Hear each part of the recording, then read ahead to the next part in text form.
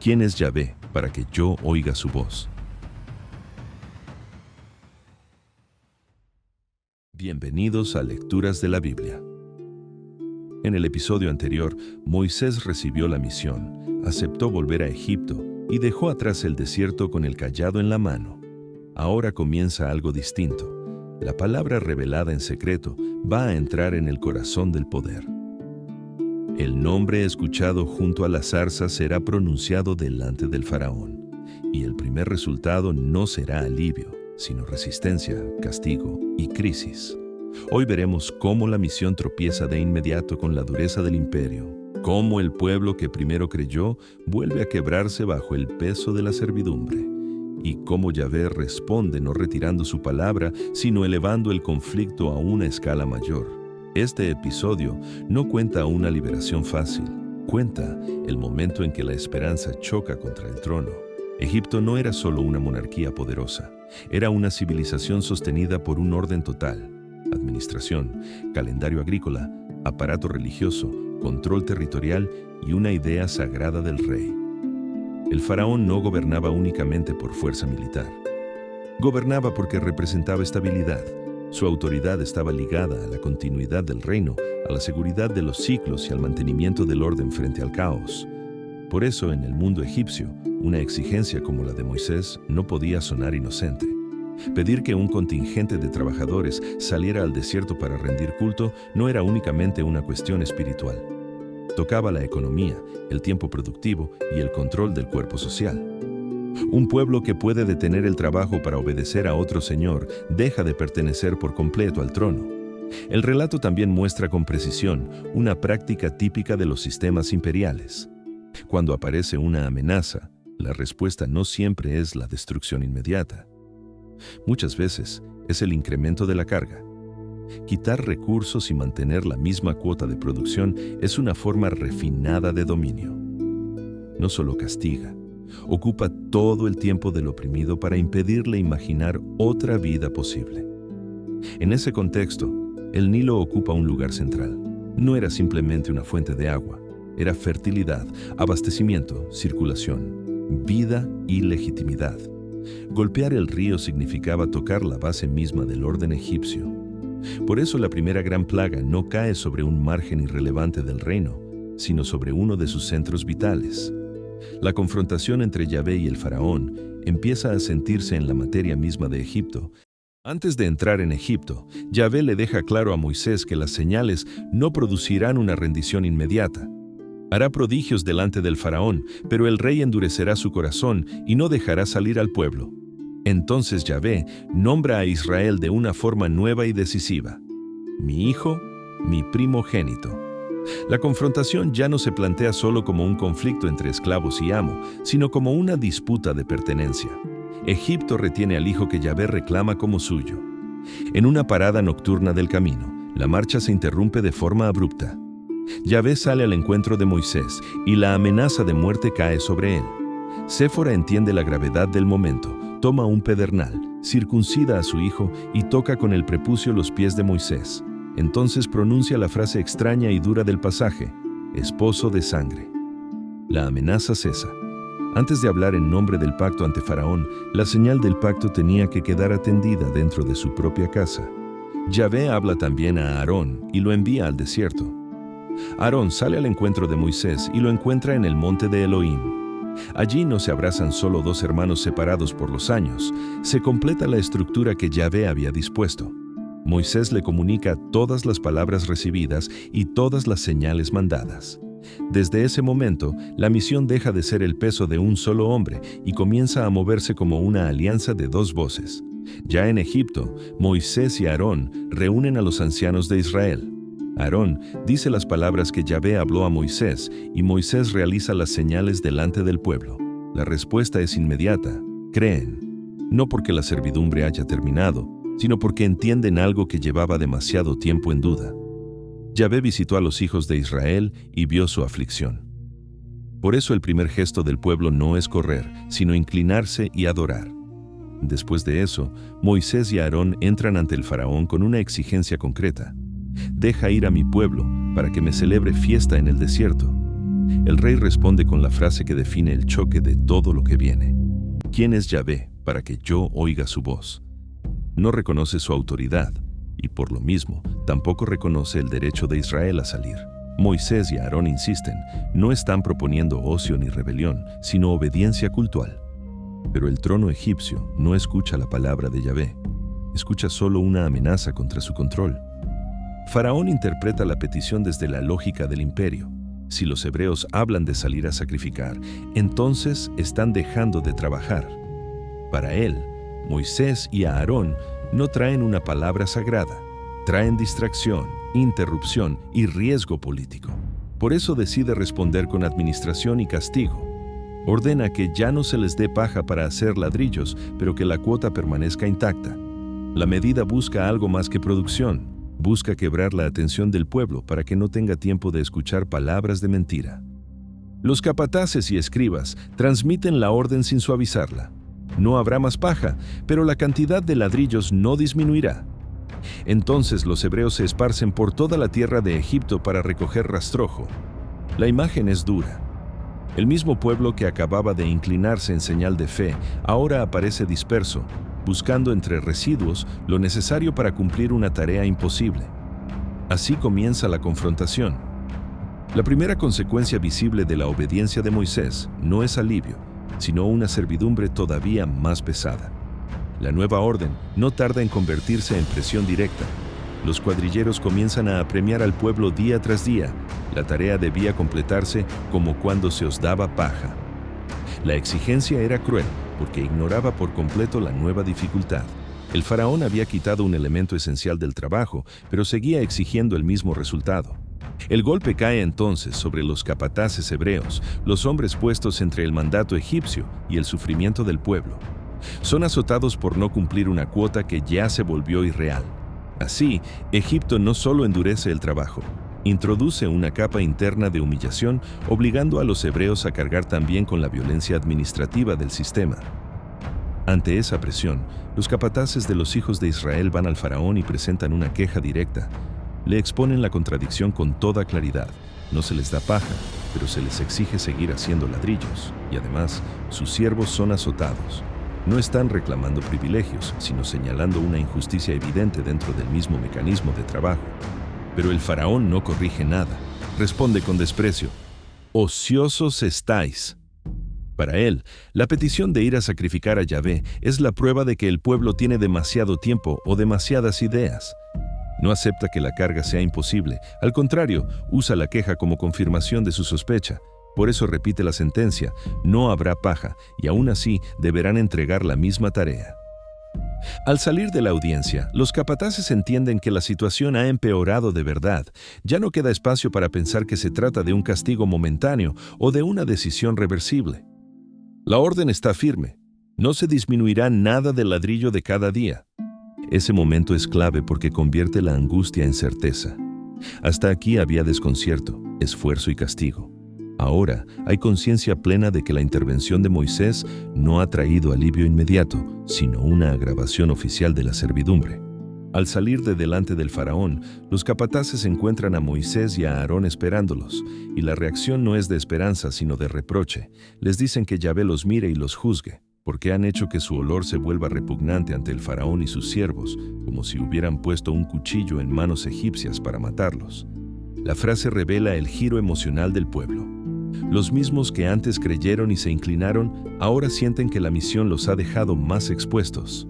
No están negando todavía a Yahvé, pero sí están asociando la palabra traída por Moisés con un aumento concreto del dolor. Entonces Moisés vuelve a Yahvé. No regresa con una oración triunfal ni con un informe de avance, sino con una pregunta herida. ¿Por qué afliges a este pueblo? ¿Para qué me enviaste?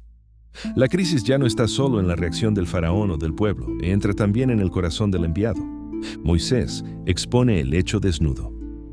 Desde que habló al faraón en nombre de Yahvé, el rey ha afligido más al pueblo, y la liberación todavía no se ve. Es una queja frontal, nacida del choque entre la promesa recibida y la realidad inmediata. La respuesta de Yahvé no entra a discutir cada queja de Moisés, va directo al punto decisivo. Ahora verás lo que yo haré a Faraón. La historia no se ha desviado. Apenas está entrando en su verdadero terreno. El faraón no dejará ir al pueblo por sensibilidad ni por razonamiento, sino forzado por una mano más fuerte que la suya. La respuesta de Yahvé a la crisis de Moisés no empieza con una explicación larga, sino con una reafirmación de identidad. Yo soy Yahvé. Después recuerda a Abraham, a Isaac y Jacob, a quienes se apareció y con quienes estableció pacto para darles la tierra de Canaán. No está improvisando una solución nueva ni reaccionando tarde, está retomando una promesa antigua que sigue en pie, y añade algo decisivo. Ha oído el gemido de los hijos de Israel y se ha acordado de su pacto. Entonces, Yahvé ordena que Moisés hable al pueblo en términos directos. No promete una mejora parcial, sino una liberación completa. Los sacará de las cargas de Egipto, los librará de la servidumbre, los redimirá con brazo extendido y con grandes juicios. Después añade la meta más profunda. Los tomará por su pueblo, será su Elohim, y los introducirá en la tierra jurada a los padres.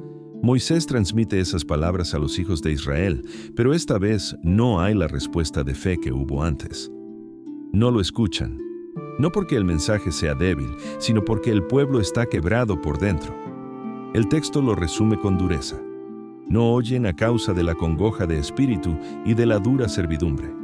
Aún así, Yahvé no detiene la misión. Vuelve a hablar a Moisés y le ordena entrar otra vez ante el faraón para pedirle que deje salir de su tierra a los hijos de Israel. El fracaso anterior no cancela el mandato. Aunque el pueblo no respondió y el rey endureció su postura, la palabra enviada no se retira. Yahvé insiste. Moisés responde repitiendo, casi desde el cansancio, su antigua resistencia. Si los hijos de Israel no lo escuchan, ¿cómo lo escuchará el faraón, siendo él incircunciso de labios? Pero Yahvé no reabre el debate. Habla a Moisés y a Aarón y les da mandamiento tanto para los hijos de Israel como para el faraón, con un objetivo firme: sacar a Israel de Egipto. La duda del enviado sigue allí, pero la orden ya quedó por encima de su vacilación. En medio de la crisis, el texto se detiene para identificar a los hombres que van a quedar frente al faraón. No es una pausa ornamental. Es una manera de fijar el origen de Moisés y Aarón dentro de Israel, de ubicarlos en la casa de Leví y de dejar claro que los que entrarán a desafiar al imperio no son aventureros aislados, sino hombres insertos en una historia, una tribu y una memoria. La genealogía estrecha el foco hasta Amram, Jocabed, Aarón y Moisés, y luego lo declara sin rodeos. Esos son los mismos a quienes Yahvé habló. Esos son los mismos que salieron a decirle al faraón que dejara ir a Israel. El pasaje funciona casi como un acta de legitimidad. Antes de que comiencen los golpes sobre Egipto, el relato identifica con precisión a los portadores de la misión. Después de fijar la línea familiar, el texto vuelve al punto de tensión. Yahvé habla otra vez a Moisés, en tierra de Egipto, y le ordena repetir ante el faraón todo lo que le diga. Pero Moisés insiste en su antigua dificultad. Soy incircunciso de labios. Su resistencia no ha sido resuelta por completo. Sigue sintiendo que su voz no está a la altura de lo que se le exige. Esa insistencia importa porque muestra que el llamado no borró de un golpe la fragilidad del enviado. Moisés no entra en su misión como héroe ya formado. Entra todavía consciente de su límite, todavía incómodo con su propia capacidad de hablar. La misión avanza no porque él se sienta suficiente, sino porque la orden sigue en pie. Entonces, Yahvé redefine la estructura de la confrontación. Moisés será como Elohim para el faraón y Aarón será su profeta. No significa que Moisés se vuelva divino, sino que, dentro de la escena política, ocupará la posición de quien transmite una autoridad superior, mientras Aarón pondrá voz audible a ese mandato. La misión queda organizada con una claridad casi ceremonial. Lo que Aarón diga no saldrá de iniciativa propia, y lo que Moisés comunique no será opinión personal. El duelo con Egipto ya no se presenta como un intercambio entre un rey y dos líderes hebreos. Se presenta como un choque entre el trono egipcio y una palabra que viene de más arriba. Yahvé adelanta otra vez que el faraón endurecerá el corazón. Por eso multiplicará señales y maravillas en la tierra de Egipto. La negativa del rey no será un tropiezo inesperado, sino el escenario donde la intervención de Yahvé se hará visible. El conflicto no se resolverá por persuasión. Pasará por una serie de golpes que obligarán a Egipto a reconocer quién está actuando. La meta no es solo sacar a Israel, es que los egipcios sepan que Él es Yahvé cuando extienda su mano sobre la tierra y separe de ella a los hijos de Israel. La liberación y la revelación avanzan juntas, el pueblo saldrá y Egipto sabrá por qué. Moisés y Aarón hacen exactamente lo que Yahvé les mandó. El texto añade entonces un dato sobrio, casi seco. Moisés tenía 80 años y Aarón 83 cuando hablaron al faraón. No es un adorno cronológico. Es una manera de subrayar que la misión no recae en hombres jóvenes lanzados por impulso, sino en dos ancianos que cargan años, memoria y desgaste. La escena adquiere así un peso especial. Los que entran a desafiar al soberano más poderoso de su tiempo no son guerreros ni cortesanos, sino dos hermanos envejecidos, sostenidos solo por la palabra que recibieron. Eso vuelve más nítido el contraste entre la apariencia de debilidad y la fuerza del encargo. Yahvé anticipa la demanda del palacio. El faraón pedirá una prueba. Entonces Aarón deberá arrojar su vara delante del rey y de sus siervos, y la vara se convertirá en serpiente. Así sucede. La señal entra al corazón de la corte, no ante pastores ni ancianos hebreos, sino delante del aparato imperial. Es un gesto calculado. La autoridad de Yahvé no se presenta primero en el campo de batalla, sino en el salón del poder. Allí, donde Egipto se piensa a sí mismo invulnerable, una simple vara deja de ser madera y se vuelve criatura viviente. El faraón llama a sus sabios, hechiceros y magos, y ellos hacen algo semejante con sus encantamientos. Cada uno arroja su vara y también se vuelven serpientes. Egipto no aparece aquí como mundo ingenuo o desarmado. Responde con su propio saber ritual, con su propia tecnología sagrada de corte. El rey puede mirar la señal hebrea y decirse que su casa también tiene recursos. Pero entonces la vara de Aarón devora las de ellos. Ahí queda fijada la jerarquía del episodio. Egipto puede imitar, pero no prevalecer. Puede presentar resistencia simbólica, pero no sostenerse frente a la fuerza que lo confronta. Y sin embargo, el corazón del faraón se endurece, tal como Yahvé lo había dicho. La evidencia ya está delante de él, pero el trono elige no ceder. Yahvé vuelve a hablar y señala el siguiente movimiento. El faraón saldrá por la mañana hacia el Nilo, y allí deberá esperarlo Moisés con la vara en la mano, la misma que se volvió serpiente. El mensaje será claro. El rey rechazó dejar ir a Israel para servir a Yahvé, y ahora la confrontación tocará el corazón material y sagrado de Egipto. No se golpea primero al palacio, sino al río. El Nilo no era solo agua, era sustento, circulación, fertilidad, calendario, seguridad. Herir el río era tocar la base misma del orden egipcio. Por eso el anuncio es severo. Las aguas se volverán sangre, los peces morirán, el río apestará y los egipcios no podrán beber. Entonces Aarón extiende su vara sobre las aguas de Egipto, sobre ríos, canales, estanques y depósitos. La herida no queda localizada, se expande por toda la red hídrica del país. El agua se vuelve sangre, los peces mueren, el río se corrompe.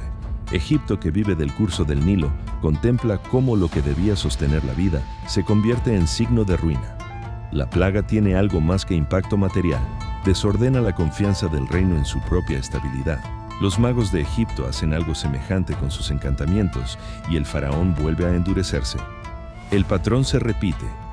La corte consigue una imitación, pero no una restauración. Puede replicar el signo en pequeña escala, no puede sanar el río, devolverle la vida a los peces, ni limpiar el hedor del agua corrompida. El rey se aferra a cualquier apariencia de equivalencia para no reconocer lo que tiene enfrente. Así que vuelve la espalda y entra en su casa sin prestar atención. Mientras tanto, los egipcios tienen que cavar junto al Nilo para encontrar agua que aún pueda beberse. El golpe ya salió del terreno simbólico y cayó sobre la vida diaria. Lo que el palacio intenta ignorar, el pueblo lo padece con las manos en la tierra. Y pasaron 7 días después de que Yahvé hirió el río. El texto no corre de inmediato a la siguiente plaga, deja que el daño permanezca en escena. Durante una semana entera, Egipto vive junto a su fuente herida, oliendo la corrupción de su agua y soportando el deterioro de aquello que lo sostenía. Ese lapso fija el tono de lo que viene. La confrontación ya no es una advertencia verbal ni una señal aislada de salón. Ya entró en la tierra, en el agua, en el cuerpo del reino. Y el faraón, aun después de ver todo eso, sigue sin ceder. Con esta secuencia, el episodio deja atrás la fase de anuncio y entra de lleno en la del juicio. Primero quedan identificados los enviados, luego se organiza formalmente la relación entre Moisés y Aarón. Después la palabra de Yahvé penetra el trono, supera la imitación de los magos y hiere el río del que depende Egipto. Todo ha subido de nivel.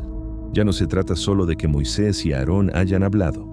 Ahora Egipto comenzó a sentir en su propia estructura lo que significa resistir la voz de Yahvé. La misión sigue siendo la misma, dejar salir a Israel, pero el campo ya cambió. Del discurso se pasó al golpe, de la audiencia a la herida y del salón del faraón al corazón mismo de la tierra. Este episodio muestra que la obediencia no siempre trae alivio inmediato. Moisés vuelve con una palabra verdadera, pero lo primero que ocurre es un aumento del dolor. El pueblo se cansa, se quiebra y comienza a dudar. Incluso Moisés entra en crisis, pero Yahvé no retira su llamado, no desaparece ante el fracaso aparente. Responde con una promesa firme. Ahora verás. Eso cambia el sentido de todo. La liberación todavía no se ve completa, pero ya está en marcha. También queda expuesta la lógica del poder. El faraón no reconoce otra autoridad por encima de la suya y por eso endurece el corazón. Frente a eso, Yahvé no responde solo con palabras, sino con actos. El juicio sobre Egipto comienza a revelar que incluso lo que parecía intocable, el trono, la corte, el río, también tiene un límite. Oración guiada. Señor, cuando el camino se vuelva difícil y la carga parezca más pesada, danos fuerza para no retroceder. Cuando el cansancio nos cierre el ánimo, recuérdanos que tú escuchas, que no olvidas tu pacto y que sigues obrando aún cuando no vemos la salida. Guárdanos de la dureza del corazón y enséñanos a confiar en tu tiempo. Amén. La palabra ya fue dicha y el conflicto ya comenzó. El faraón se endureció, el pueblo sufrió más y Moisés todavía no ve el resultado final. Pero algo ya cambió. La confrontación dejó de estar solo en el discurso y empezó a sentirse en la estructura misma de Egipto. El golpe al Nilo dejó claro que Yahvé ya entró en escena de forma visible, y eso significa que lo que viene no será una simple negociación, sino una escalada. En el próximo episodio, Egipto seguirá resistiendo, pero la respuesta a la pregunta del faraón, ¿quién es Yahvé?, comenzará a hacerse cada vez más imposible de ignorar. Si esta lectura te inspiró, no dejes de sintonizar TVOI Channel. Cada semana tendremos una nueva lectura para seguir alimentando nuestra fe y nuestro corazón. Pero no nos quedamos allí. Todo el contenido de lecturas de la Biblia también está disponible en nuestro canal de YouTube. Escanea el QR y lleva la palabra contigo donde sea y cuando sea. Hasta pronto.